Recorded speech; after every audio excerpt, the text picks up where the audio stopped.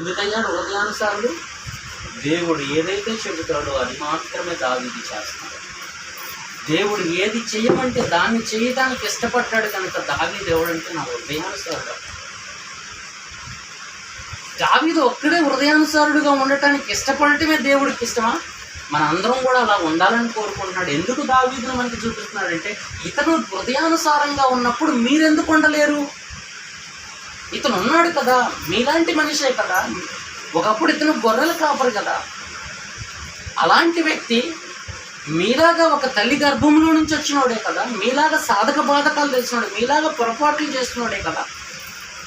అలాంటి వ్యక్తి సరి చేసుకొని ముందుకు వెళ్ళి నా హృదయానుసారుడుగా ఉంటున్నప్పుడు మీరెందుకు ఉండలేరు అనే ప్రశ్నది.